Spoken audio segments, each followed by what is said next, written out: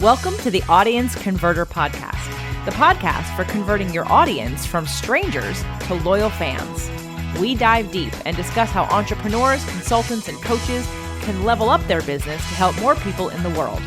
Now here's your host, the creator of the Audience Conversion Method, Kimberly Weitkamp. This episode is sponsored by the Audience Converter's VIP Funnel Breakthrough Sessions. Are you ready to grow your business to the next level? Gain clarity on what is and isn't working in your funnel and create a roadmap to increase conversions.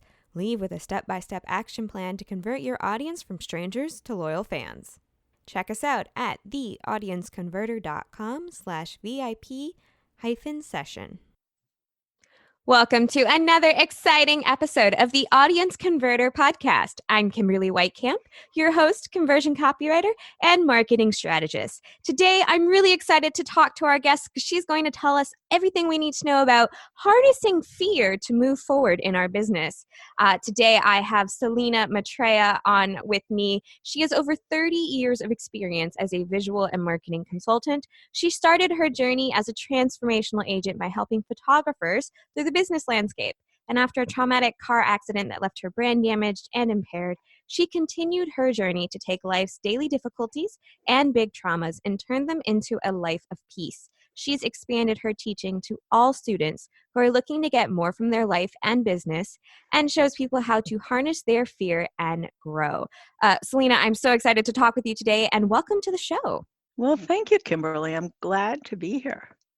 So one of the things that you talk about a lot is, practical spirituality and how you can kind of use harnessing, as I mentioned, harnessing fear to help us grow and move forward. So can you just tell me a little bit about, what you do and what the words practical spirituality mean? Certainly. As you mentioned, I started as a coach to commercial photographers around the world, and I was working with them, helping them to develop their vision and develop their sales and marketing tools. And anyone in business, entrepreneurs, anyone who has a single business, especially you get down to the creative side of things, it becomes very personal and it's very difficult. So I've been a spiritual student for 40 years, and I started to bring into my coaching for my photographers what I knew to be true as a spiritual student.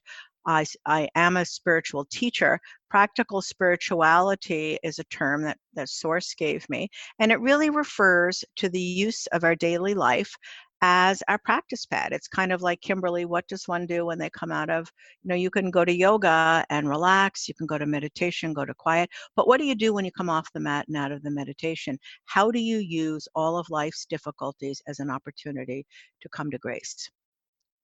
Wow, I love what you said about using life's difficulties and, what happens when you get off the practice pad, right? A lot of us, especially in the entrepreneur world, we kind of create our own schedules. So we have to figure out, how am I going to start my morning? And for most of us, that's journaling, that's doing meditation, it's doing some kind of workout. But that's the beginning of our day, right? And so how do you move that kind of that mind space into the rest of your day? And I like what you said about using life's difficulties to move forward. Can you tell me a little bit more about that? Sure. I mean, we're conditioned from the time we're born to think that, there are good times in life and there are bad times. And in the good times, you enjoy them. And the bad times, you just suck it up and do the best you can. And when you're an entrepreneur, when you're in business, there's a lot of challenges you have. And we're constantly being asked to handle difficulties, not only in our personal life, but in our professional journey. The reality that I've discovered is that life isn't black and white. It's not just good times, enjoy, and bad times, suck it up. Really, the truth is that difficulty is an opportunity to remind us to respond from love. We are loving beings. We are energetically seated with high frequency knowledge. And most of us have to reconnect to that. That's what we reconnect to in meditation. That's what we love when we, go to prayer or go to yoga. But that's why yoga is taking off, because it's so palatable for people to finally start to connect to that part of them. So difficulty really is a call to wake up and say, how can I respond in a way that's not going to create more of the low frequency, the chaos that just landed? If chaos lands, we have a choice to respond with more of it, or we have a choice to say, hold it. I'm going to know that this is an opportunity for me to have a loving response.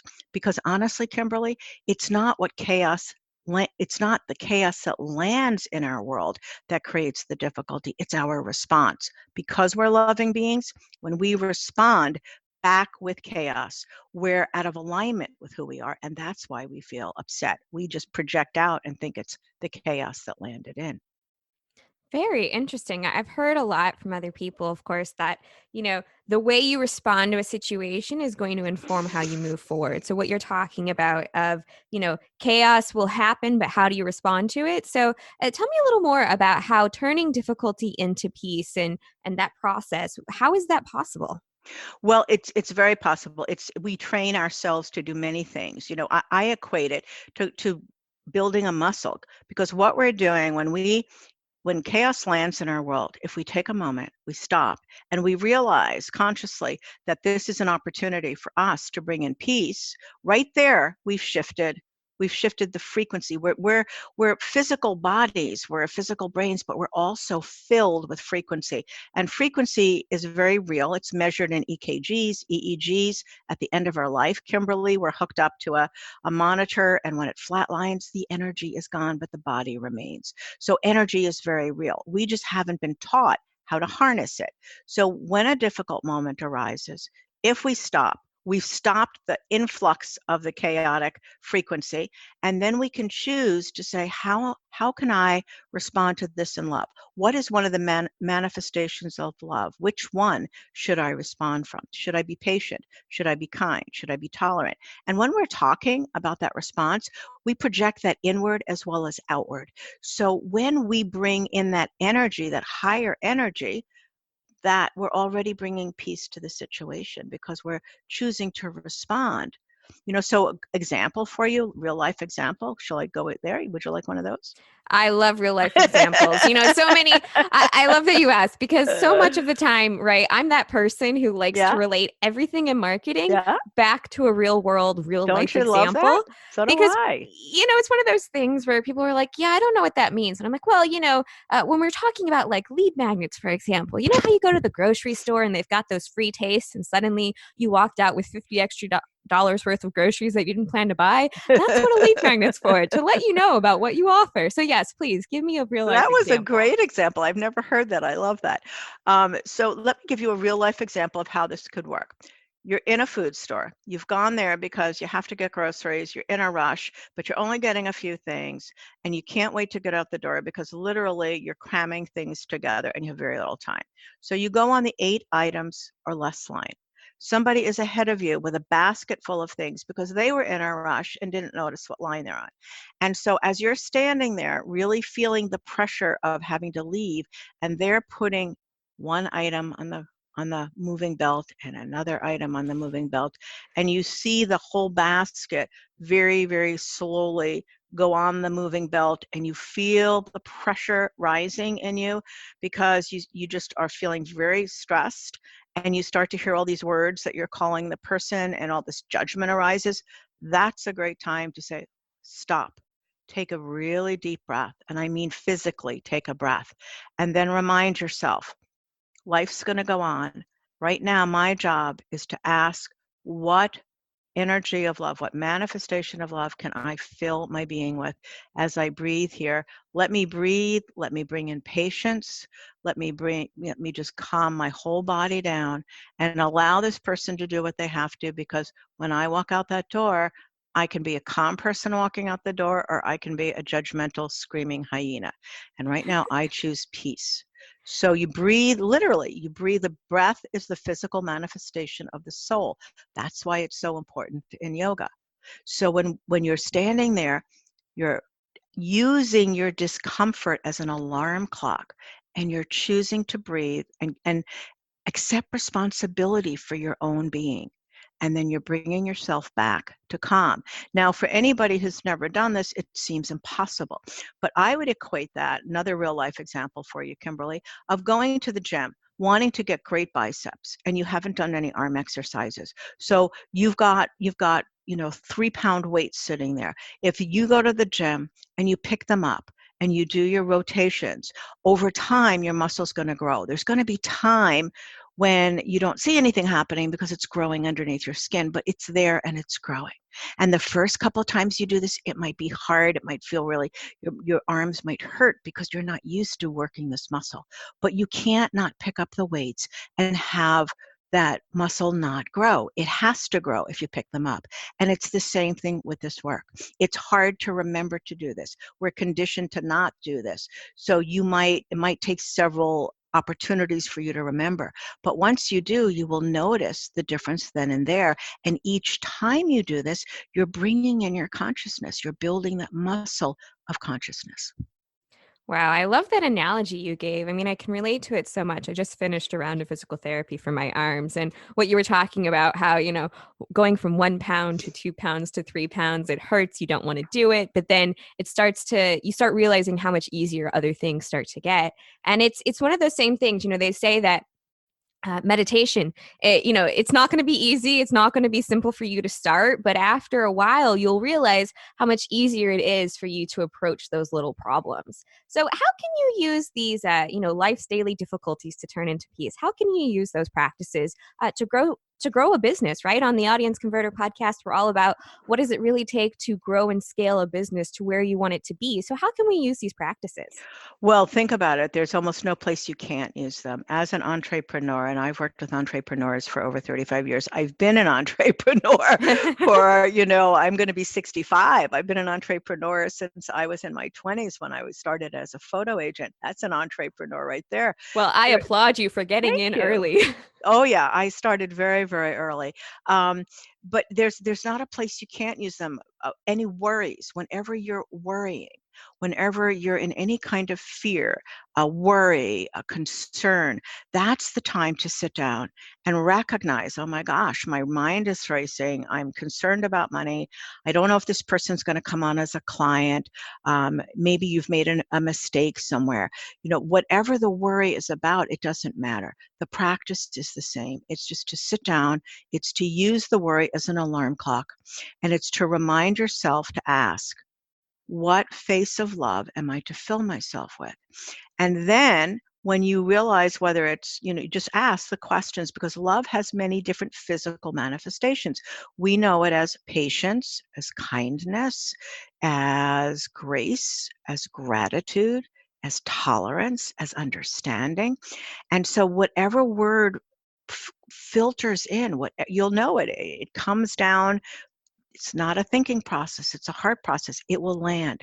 And then what you do is you remember a person in your life, whether it's a grandparent, whether it's a teacher, whether it's a friend that loves you unconditionally, who has always been understanding of you. Or you remember somebody you have that relationship with, that regardless of what they do, you just have this connection where you will always extend understanding or kindness or grace. And then you literally visualize them, and you visualize them opening their arms and falling into them. And you feel that energy, because it's energy. Memories are energy. And so you fill yourself with that. And if anyone who's listening thinks this is woo-woo West Coast, let me just assure them that that's why it's called practical spirituality. I've used these practices for over 25 years with myself and my students, and I have not had anybody who has taken on the practices really been able to utilize them and not felt markedly different at the end of that practice, because you're shifting, literally shifting the frequency in your body. It's like pulling out a plug from the wall. And when we go into a room and it's dark, what do? We flip on a switch. It can literally be that easy. So when you're talking about, the different manifestations, you listed quite a few of them. Mm-hmm. How do you know which one you need to be harnessing at that time? Because you quiet your mind and you just close your eyes and you allow it to land. And that's a foreign process for so many listeners who may be so invested in their mind, because part of our conditioning is that we've overinvested in our thought process. We think we are our brain, but we're not our thoughts. We're not our emotions.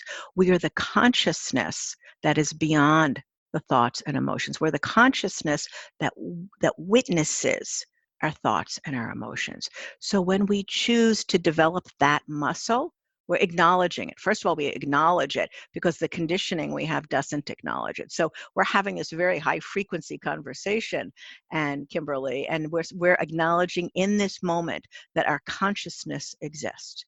And in that moment of distress, when you sit down, you are acknowledging your consciousness exists and saying what part, what manifestation of love, and you're just allowing it to land. And whatever lands, whatever word lands, whatever feeling lands, you know that it's the one that you need to fill yourself with.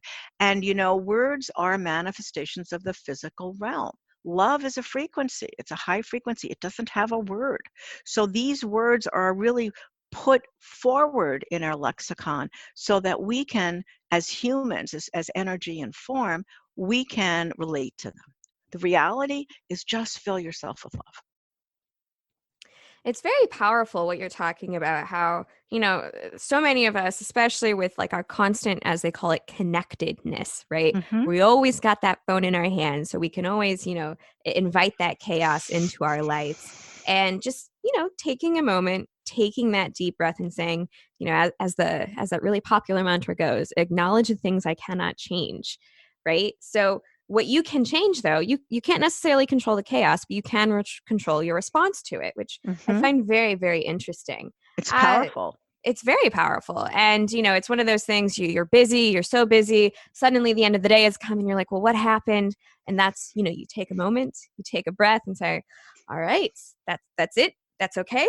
And move forward. So, I'm all about action steps on the Audience Converter podcast, because a lot of us, we like to consume things, right? We like to consume information. Yep. We like to learn about new things.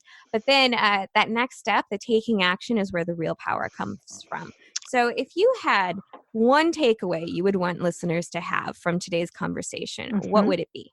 Well, I'm going to pick up on what you just said about action, because you and I are action people, and I totally love what you just said and support it. So I would like to, I think the action, the step I would ask people to take is to try this, to give it a shot. The next time they have a moment of difficulty, have it be an alarm clock instead of a landing pad, instead of landing inside of it and then spinning out all the stories from there. Recognize your emotion, have the emotion be an alarm clock, and take a moment, take a breath, fill yourself with love, and see how you feel when you come out of it. May I share a really quick, based on what you just said, may I share a really quick quote that I think you're going to love? I love quotes. I like to collect them. Please do. All right. Well, I'll send this to you by email if you'd like afterwards, because what you just said about action, this is on my desk. It has been here for years. It's by Swami Sarvegatananda. And he says, it is not your beliefs, it is your behavior that counts. It is not your faith, but your function that counts. And it is not your conviction, but your character that counts. Isn't that beautiful? Because the Swami knows it's action. Your belief is something you hold, but what does your behavior do? It's not your faith, but your function. What do you do with that faith? And it's not your conviction, but how your character is. So you can have all these convictions in the world, but your character is a product of your actions. So I thought you'd love that. Absolutely. We've talked so much about it's not just what you're thinking, but it's how you respond to it. Yes. And that's a really powerful thing for a lot of entrepreneurs, right? There's a lot of fear. There's a lot of unknown. There's a lot of, blank spaces when moving forward and growing your own business. It's a scary thing, but, being able to acknowledge that, look, you can do this, but then taking the action steps to actually make it happen, that's where the magic happens, right? It is. And also it's how you be while you take the action steps. What frequency are you in?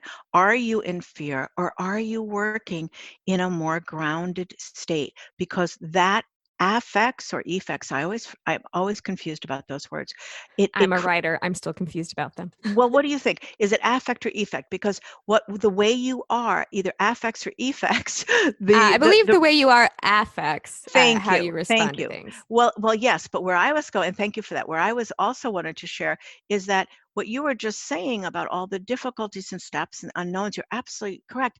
It's how we be in those times that affects it. So if you're in fear, if you're in disarray, then you're going to create a different result than if you're working from a state of grounded peace.